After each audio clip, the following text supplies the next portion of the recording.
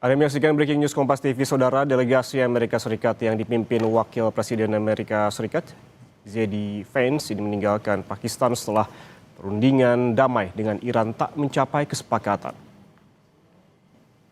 J.D. Vance pulang ke Washington DC tanpa membawa hasil kesepakatan setelah 21 jam bernegosiasi dengan Iran.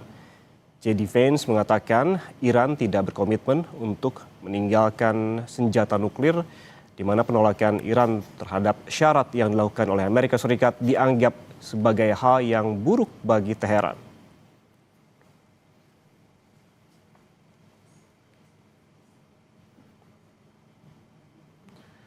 Delegasi Iran juga sudah meninggalkan Pakistan pasca perundingan dengan Amerika Serikat gagal mencapai kesepakatan.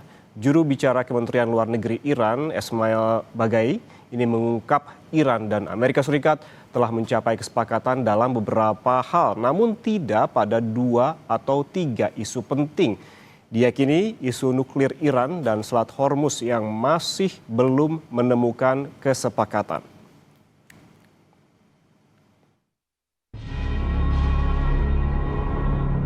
"21 jam negosiasi alot antara Iran dan Amerika Serikat di Islamabad, Pakistan berujung buntu. Washington dan Teheran gagal mencapai kesepakatan. Wakil Presiden Amerika Serikat, J.D. Vance, bilang delegasi Iran menolak persyaratan yang diajukan Washington. Vance mengklaim Iran tidak berkomitmen untuk meninggalkan senjata nuklir. Amerika Serikat belum melihat keinginan Iran untuk tidak mengembangkan senjata nuklir dalam jangka panjang. Penolakan Iran atas syarat yang diajukan Amerika Serikat dianggap hal buruk bagi Teheran. But the simple fact is that we need to see an affirmative commitment that they will not seek a nuclear weapon and they will not seek the tools that would enable them to quickly achieve a nuclear weapon. That is the core goal of the President of the United States, and that's what we've tried to achieve through these negotiations. Again, their nuclear program, such as it is, the enrichment facilities that they had before, they've been destroyed. But the simple question is, do we see a fundamental commitment of will for the Iranians not to develop a nuclear weapon, not just now, not just 2 years from now, but for the long term? We haven't seen that yet. We hope that we will. Delegasi Amerika Serikat yang dipimpin Wakil Presiden Amerika Serikat J.D. Vance langsung meninggalkan Pakistan setelah perundingan damai dengan Iran tidak mencapai kesepakatan. J.D. Vance pulang ke Washington DC tanpa membawa hasil kesepakatan setelah 21 jam bernegosiasi dengan Iran. Di sisi lain, juru bicara Kementerian Luar Negeri Iran, Ismail Baghai, mengungkap Iran dan Amerika Serikat telah mencapai kesepakatan dalam beberapa hal, tetapi tidak pada 2 atau 3 isu penting. Namun Baghai tidak merinci terkait sejumlah isu tersebut. Baghai menambahkan Selat Hormuz yang menjadi topik baru dalam pertemuan itu membuat pembicaraan antara kedua negara semakin rumit. در مورد یک سری از موضوعات ما به تفاهم‌هایی رسیدیم واقعیت، اما در مورد 2-3 موضوع مهم خب دیدگاه‌ها فاصله داشت و نهایتاً منجر به توافق نشد این گفتگوها. نکته دیگه‌ای که باید مد نظر داشت پیچیدگی موضوعات و پیچیدگی شرایط بود.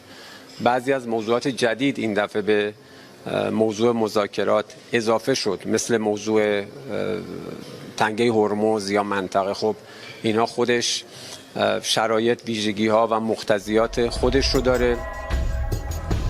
Sementara itu, Pakistan menyerukan Iran dan Amerika Serikat untuk menjaga gencatan senjata setelah pembicaraan berakhir tanpa kesepakatan. Wakil Perdana Menteri sekaligus Menteri Luar Negeri Pakistan, Muhammad Ishaq Dar, mengatakan negaranya akan mencoba memfasilitasi dialog baru antara kedua negara dalam beberapa hari mendatang. That the two sides continue with the positive spirit to achieve durable peace and prosperity for the entire region and beyond. It is imperative that the parties continue to uphold their commitment to ceasefire. Pakistan has been and will continue to play its role to facilitate engagement and dialogue between the Islamic Republic of Iran and the United States of America in the days to come. Negosiasi antara Amerika Serikat dan Iran di Pakistan diharapkan bisa menjadi angin segar perdamaian setelah perang berkecamuk di Timur Tengah lebih dari 5 pekan. Namun dengan buntunya hasil negosiasi ini, Masih adakah ruang diplomasi untuk mencegah perang kian meluas?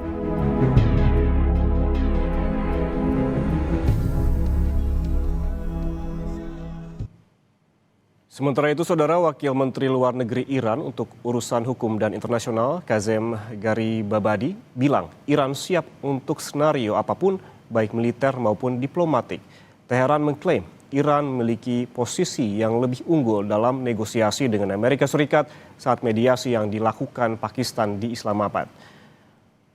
Garibabadi ini menegaskan bahwa Teheran sangat serius baik secara militer maupun dialog. سطح هیئت ایران نشان جدیت جمهوری اسلامی ایران داره. جمهوری اسلامی ایران برای هر سناریوی آماده به طور جدی هست. اگر سناریو دفاع از کشور و حوزه نظامی و دفاعی باشید کاملا جدی است. در حوزه و سناریو مذاکره و گفتگو هم باشه جدی است. پس این سطح هیئت این جدیت جمهوری اسلامی ایران رو کاملا میرسونه. همین که در بالاترین سطح رئیس یکی از قوای ما به عنوان رئیس هیئت مذاکره کننده ایران. Saudara, negosiasi Amerika Serikat dan Iran di Pakistan gagal. Dunia internasional termasuk Indonesia tentunya tidak ingin perang berlanjut dan mengutuk keras segala macam bentuk kekerasan dan perang karena menimbulkan penderitaan multidimensi bagi warga sipil. Namun jika perang Amerika Serikat Israel melawan Iran berlanjut, apa saja kemungkinan yang akan terjadi? Kita langsung ulas bersama pakar strategi PPAU, Mas Purnawirawan Agung Sasongko yang telah hadir di studio Kompas TV. Pak Agung, selamat pagi. Selamat pagi. Saya juga menyapa kepada Septianto Galang Prakoso, dosen hubungan internasional dari UNS. Mas Galang, selamat pagi. Selamat pagi, Mas Ian. Saya ke Pak Agung terlebih dahulu. Kita tentu sebetulnya tidak ingin perang berkepanjangan karena memang seperti disebutkan tadi, ini efeknya kemana-mana gitu secara global. Tapi kalau kita melihat kesepakatan yang gagal kemarin, Pak Agung, ini artinya apa? Apakah artinya ini otomatis gencatan senjata yang tadinya dilakukan 2 pekan, ini sudah 1 pekan berjalan, batal dan kemungkinan akan ada serangan? Jadi gencatan senjata sendiri mungkin saja bisa jalan dalam artian deeskalasi. Tidak ada serangan Amerika ke Iran dan Iran tidak membalas menyerang ke pangkalan Amerika. Namun tentu kita sudah tahu bahwa kemarin Israel sudah tidak menyepakati bahwa termasuk Lebanon, jadi masih menyerang Lebanon. Namun itu adalah bagian daripada tit and tat daripada penggunaan instrumen kekuatan nasional. Jadi kita sekali lagi saya menegaskan bahwa antar negara itu mereka bersaing ataupun berantem ataupun bertempur ataupun berperang menggunakan diplomasi, informasi, militer dan ekonomi. Betul militernya berhenti, tapi kan diplomasi, informasi militer tetap digunakan. Istilah-istilah diplomasi merupakan yang nanti rugi adalah Iran, kita akan dapat keuntungan, kita sudah selesai perjuangan. Itu adalah kata-kata untuk yang punya sifat untuk memberikan kesan kepada dunia luar atau kepada publiknya. Namun yang pasti di dalam pertempuran ini yang paling tampak sekarang adalah ekonomi. Selat Hormuz bicara soal ekonomi. Ekonomi daripada kelancaran daripada 20% minyak dunia atau tidak kelancaran daripada gas dan sumber daya lain baik masuk dan keluar Teluk Persia merupakan salah satu hub ekonomi besar di dunia. Nah, yang terjadi sekarang adalah betul mereka semua mengatakan gencatan senjata. Amerika menyatakan kan sampai terakhir itu kan sebetulnya Iran tidak mau gencatan senjata, dia maunya permanen secara permanen ada perhentian permusuhan. Tetapi pada saat terakhir dari Perdana Menteri Zarif mengatakan dari Perdana Menteri udah kirim aja apa, Iran diberikanlah yang maksimum apa kemauan dia, lah malah Trump setuju, udah pakai ini aja sebagai dasar. Nah dari situ aja kita bisa melihat bahwa Amerika desperate, sangat membutuhkan gencatan senjata ini. Kemudian yang kedua adalah bahwa memang masalahnya adalah masalah bukan seberapa hancur Iran, tetapi seberapa resiko yang ditanggung Amerika.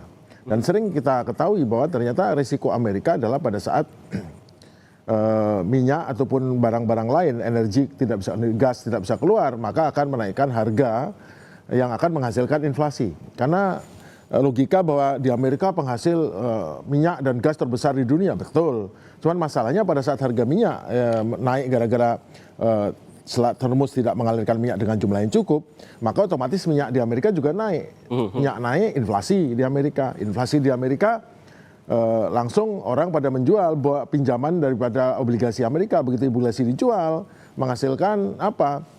Suku bunga harus dinaikkan, kalau enggak ada yang beli, karena Amerika tergantung dari obligasi. Begitu suku bunga obligasi naik, suku bunga daripada pinjaman bank naik. Masyarakat Amerika harus membayar kreditnya lebih banyak daripada yang ini, karena itu kan mengikuti bunga obligasi. Akibatnya apa? Banyak masyarakat Amerika tidak bisa membayar hutang, tidak bisa membayar kredit, tidak bisa membayar rumah, tidak bisa membayar mobil, tidak bisa membayar pinjamannya, itu menyebabkan resesi. Nah, resesi terjadi, maka yang terkena langsung dampak adalah Trump dan Partai Republik. Pada bulan November akan ada pemilu sela. Bila keadaan ekonomi Amerika memburuk, masyarakatnya, publiknya banyak kesulitan keuangan atau terpaksa berhenti pekerjaan, maka bisa dipastikan sesuai dengan apa yang telah terjadi bertahun-tahun sebelumnya di Amerika, maka akan kalah nih Partai Republik. Begitu kalah Partai Republik, maka Senat dan Kongres dikuasai oleh Partai Demokrat, dan itu artinya keinginan untuk memaksulkan atau mengimpeach Trump akan terjadi. Nah, sekarang tidak terjadi kan, nanti akan banyak hal. Nah, ini yang harus diwaspadai Amerika pada saat mereka. Tetapi di sisi lain kan Amerika juga ada hardcore-nya, orang-orang yang merasa yakin ini tinggal sedetik lagi atau tinggal beberapa minggu lagi Iran akan nyerah. Makanya mereka oke, sekarang kita blokade nanti dia nyerah. Nah, tapi kan menaikkan begitu kan kita sudah tahu selama 40 tahun rakyat Iran itu sangat ditekan seperti itu. Kalau ditambah ekstra 1 bulan, 2 bulan, 3 bulan, mereka mungkin masih tahan-tahan saja. Masalahnya apakah masyarakat Amerika bisa tahan pada saat bensin atau bahan bakar naik dari $1 naik $2, $3, $4, pada saat kreditnya tidak bisa dibayar, apakah bisa tahan? Itu adalah pertanyaannya. Bukan sebaliknya, apakah Irannya tahan? Pertanyaannya apakah sudah tahan? Dan apakah betul Amerika menguasai Selat Hormuz? Kemarin ada bilang, sekarang di hampir semua media barat menyampaikan bahwa ada 2 frigatnya Amerika masuk Selat Hormuz.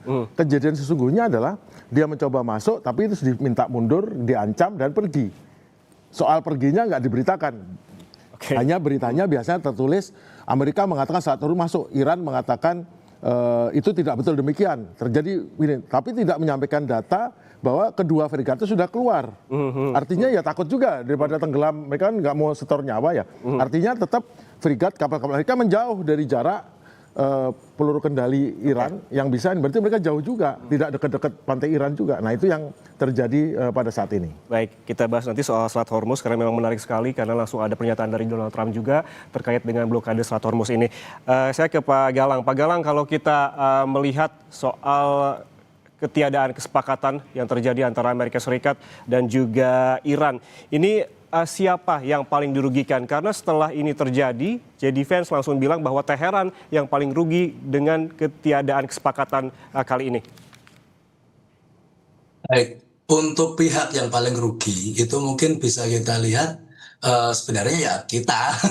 Jadi publik dunia yang kemudian juga mengalami krisis yang lebih berkepanjangan begitu ya. Tapi kalau dilihat dari dua point of view dari masing-masing pihak yang sedang berunding gitu, yang sedang gencatan senjata ini, sebenarnya saya juga sepakat dengan tadi yang disampaikan oleh Pak Agung izin terkait Amerika yang sebenarnya desperate. Jangan-jangan kita kemudian melihat bahwa aksi atau mungkin kebuntuan dari perundingan ini menunjukkan bukti nyata bahwa sebenarnya Amerika yang mau dicari oleh Amerika saat ini hanyalah pembenaran atau mungkin framing seperti itu. Paling tidak, framingnya adalah paling tidak kami sudah pernah mencoba berbicara dengan Iran. Jadi mereka membingkai narasi bahwa Iran ini adalah pihak yang susah atau pihak yang sulit untuk diajak bicara, yang kemudian menyebabkan perundingan gagal. Padahal kalau kita melihat poin-poin kesepakatan yang kemudian diajukan sebenarnya itu lebih sepele gitu ya, atau mungkin ya bukan sepele, lebih mudah untuk dituruti. Itu yang kemudian dipropos oleh Iran terkait cairan aset, kemudian bagaimana Selat Hormuz itu ada lebih banyak kontrol di Iran seperti sebelumnya, kemudian pencegahan terkait upaya serangan seperti ini secara sepihak dan lain sebagainya. Tapi kemudian AS selalu membawa ke arah nuklir. Nah, ini juga bisa menjadi satu hal yang sebenarnya sudah bisa diprediksi begitu. Dimulai dari tahun 2015 ketika sudah ada ini ya pernyataan bersama joint